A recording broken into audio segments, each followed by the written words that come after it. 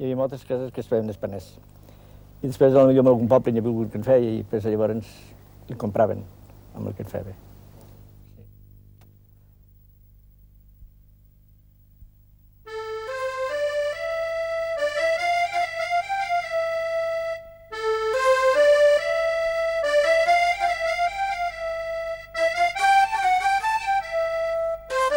Al Pirineu, l'aprofitament dels recursos que ofereix l'entorn natural ha donat lloc a certes activitats que resolen les necessitats de la vida i l'economia local.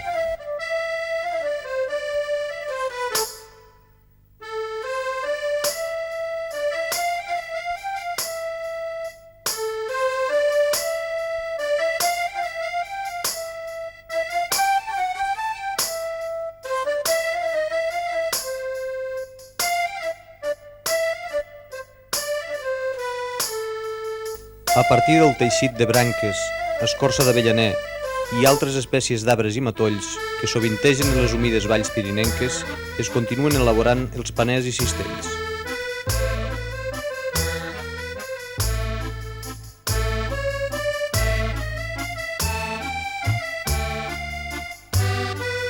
La gran quantitat de temps i treball que implica la confecció d'aquests paners i l'aparició de substituts manufacturats de caire industrial de baix preu ha comportat una progressiva minva d'aquesta activitat. Tant és així que, actualment, la major part dels cistellers són jubilats que continuen fent-ho com a distracció i entreteniment. De la mà de Cisco Peiró, de Casa Miquel Ferrer de Llavorre, us proposem resseguir l'elaboració d'un d'aquests paners i alhora fer un repàs de la situació actual en què es troba aquesta activitat.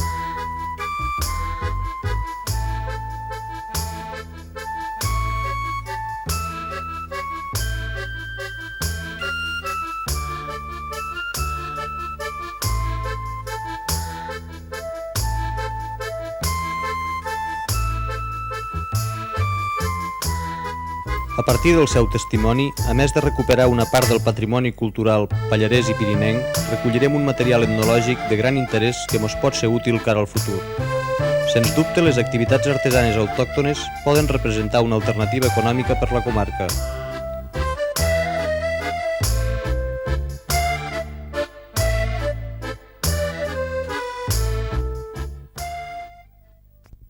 Fins fa pocs anys, la majoria de les cases del Pallars disposaven entre el seu utillatge quotidià de cistells i paners d'avellaner.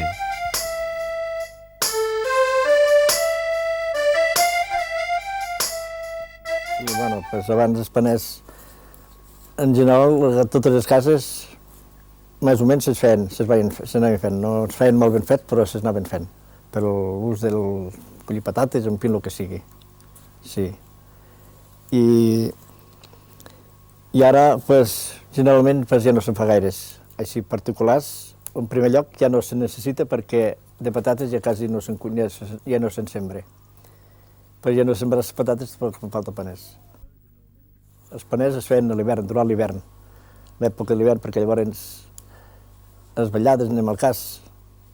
I un dia que té mal temps, potser en vez d'estar a la cuina per fer el foc, a vora del foc, s'entretenia a fer paners o el que sigui.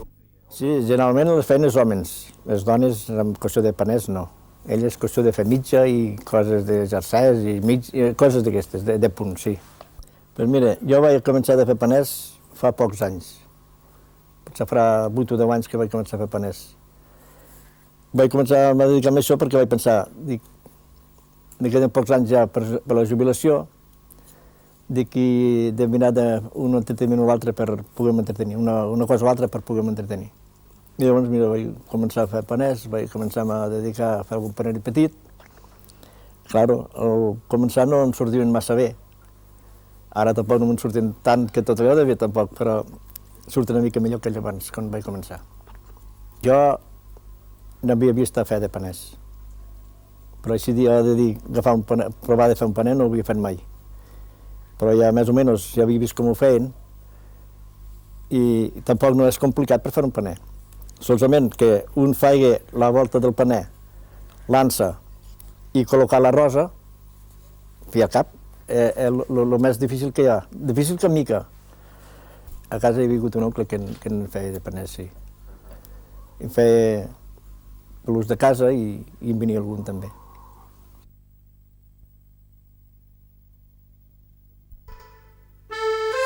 La confecció d'un paner, una feina que, tot i que pot semblar senzilla, implica certa complexitat i requereix una gran habilitat.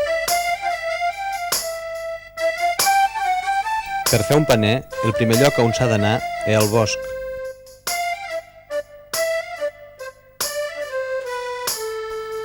Mira, per fer un paner, la primera cosa, fa falta un ganivet. És l'única eina que fa falta per fer un paner.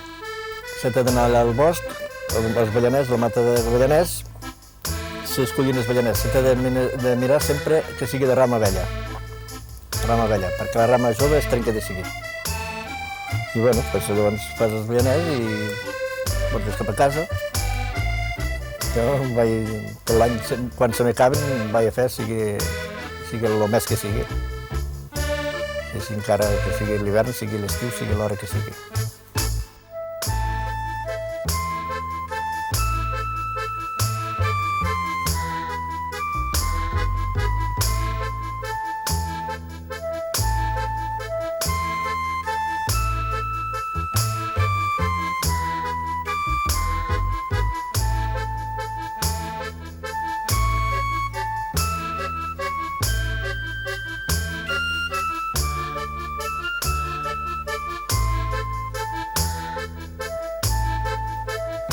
I generalment jo, els paners, els hi faig les voltes amb tintolaina. La tintolaina és un fus molt fort i molt sensible, s'obliga molt bé, molt.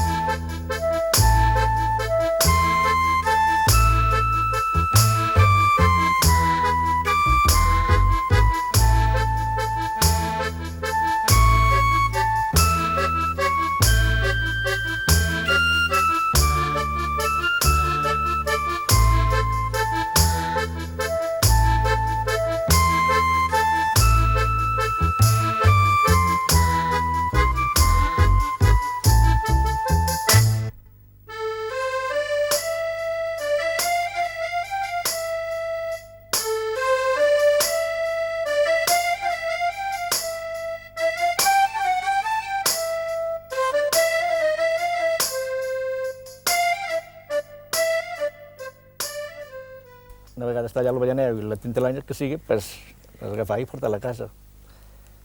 I una vegada tens a casa, llavors comences per fer les tires. Jo he trobat sempre que el ballaner, l'època que és més brusc, més perill per a trencar-se, és quan comença a fer la sàvia. Després, ja quan ja ha fet la sàvia, la cosa ja canvia, llavors ja és més d'on fer. I el que no se pot fer llavors, quan està amb la sàvia, amb pela negra, perquè la pell llavors salta tota.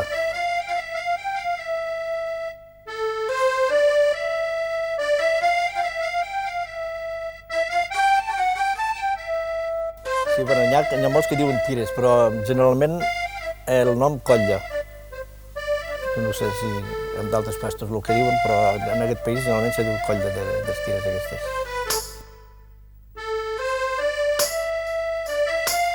Si acabat de treure les tires d'un garrot s'utilitzen de seguit, ja no es cal posar l'aigua. Ara, si se fan secar, sense secar llavors s'han de posar a estovar, perquè si no s'estoven es trencaran totes.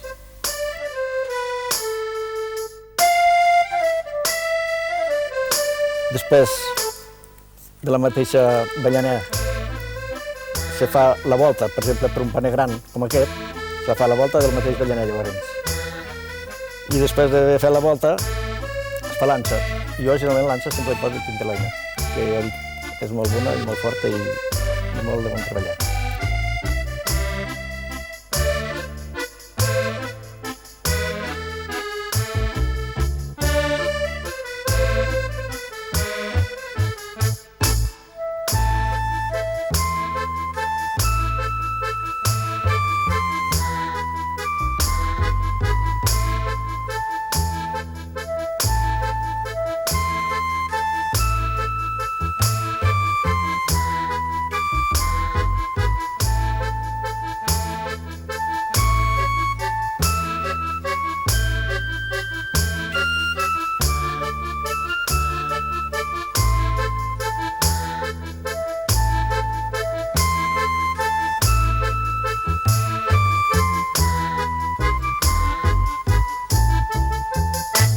I em posa l'ansa, doncs llavors la l'ansa se col·loca amb la rosa. La rosa és que sujeta tot el paner. I una vegada s'ha fet la rosa, llavors se comencen a posar les costelles.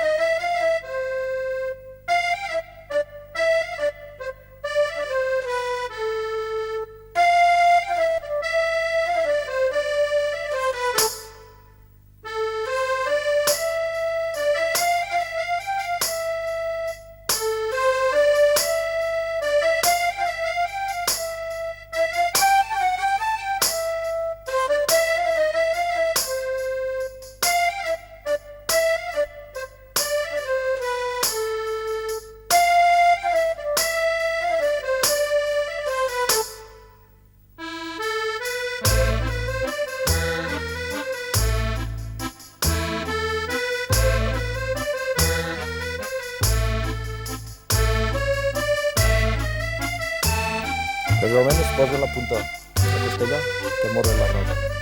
Com està això. Són apuntades. I jo generalment ne poso 5 costelles a cada costat.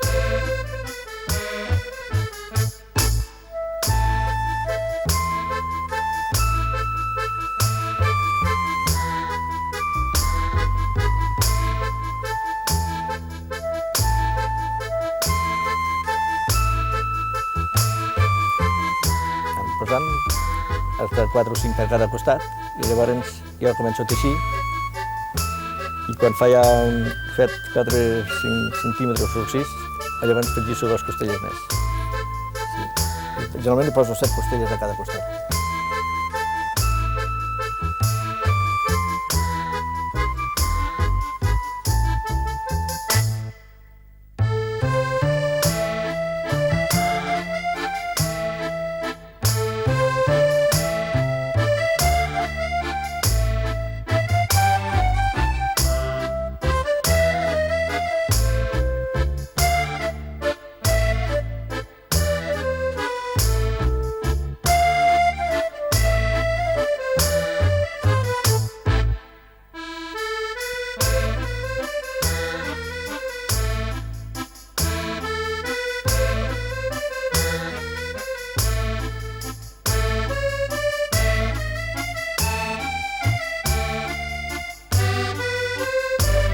donant voltes, anar teixint, hasta que arribi una mica per cada punta, hasta que s'arriba al mig del panet.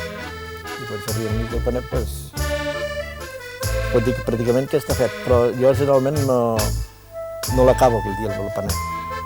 Encara que se toquen les costelles, les colles l'una amb l'altra, quan està fet el panet, quan s'ha secat sempre s'afluixa. I a l'afluixar-se, llavors fos una mica d'apretadeta i te rentarà 2 o 3 tires més. Llavors ja queda molt més d'aplicar.